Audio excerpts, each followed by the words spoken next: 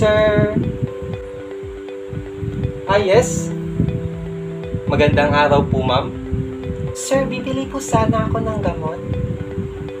Sige po, ma'am. So, ang inyong gamot ay Alprazolam na may brand name na Sanax, no?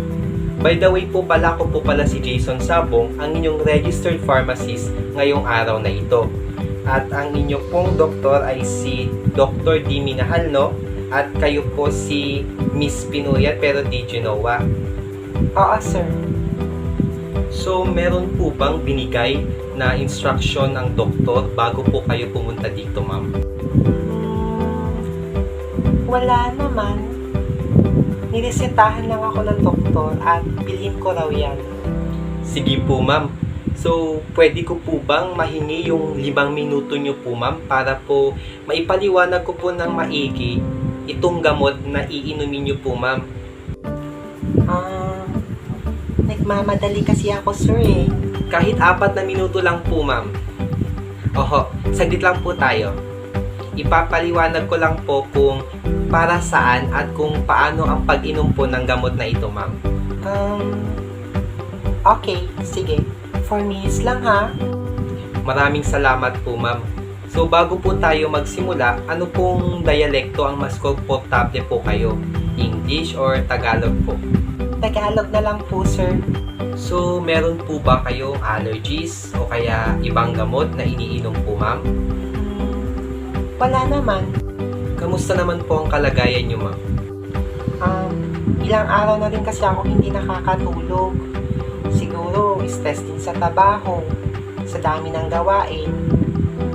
Alam niyo po ba kung para saan po ang gamot niyo? Para sa insomnia o hindi maayos ang pagtulog? Tama po, ma'am. Bali ang generic name na Alprazolam na may brand name na Sanax ay kilalang gamot kontra pagkabalisa na kabilang sa pangkat ng benzodiazepines.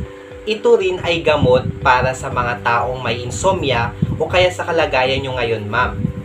Kaya po kayo niresetahan ito ng doktor dahil ang gamot na ito ay nakakaapekto, no, sa mga reseptor sa gamma-aminobutyric acid na isang neurotransmitter sa utak nyo po, nakasangkot sa regulasyon ng inyong pagtulog at pagpapahinga.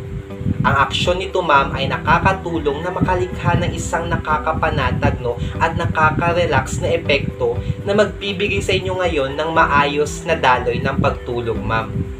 At base po sa reseta na binigay sa inyo ng doktor, bibigyan po kita ng 15 na tabletas at ang dosis ng paggamit ng Alprazolam ay 250 micrograms isang tableta na iinumin kada gabi. At kung may anxiety po kayo or pagkabalisa, kailangan nyo pong uminom ng isang tableta tuwing umaga. Tatandaanan po natin, ma'am, na huwag pong palitan ang dosis ng Alprazolam maliban kung pinayuhan ka ng iyong doktor dahil baka makasama po ito ng kalusugan natin kung babawasan mo or dadagdagan ang dosis ng gamot na ito. Naintindihan po ba natin, ma'am? Oo. Pagkatapos nyo naman pong inumin ang gamot na ito, ma'am, may mga karaniwan po tayong side effects na mararamdaman, gaya ng pananamlay, pagkahibang, pagduduwal, o kaya pagsakit ng ulo, at pagkaantok.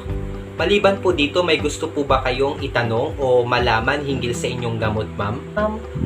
Bali sa pag-inom ng tableta kada gabi, bakit mas mainam na inumin ito kapag gabi? Ang rason po kasi, ma'am, kung bakit gabi pinapainom sa inyo ito ay dahil ang Alprazolam ay isang klase ng sedative drug na may calming effect at ini-improve nito yung daloy ng pagtulog nyo po, ma'am. Isa pa po, hindi siya mainam na inumin pag umaga, lalo na pag working days, kasi nga gaya ng sinabi ko po kanina, may side effect po siya na pagkaantok at mabilis na pagkapagod. Okay po, sir.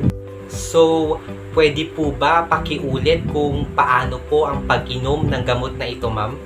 So, ang 250 micrograms na isang tableta ay dapat inumin tuwing gabi. Huwag palitan yung dosis ng gamot. Tama po, ma'am. So, ito na po yung gamot po natin, ma'am. Marami pong salamat sa oras na iginugol niyo po, ma'am. Naku sir, marami rin pong salamat sa payo nyo.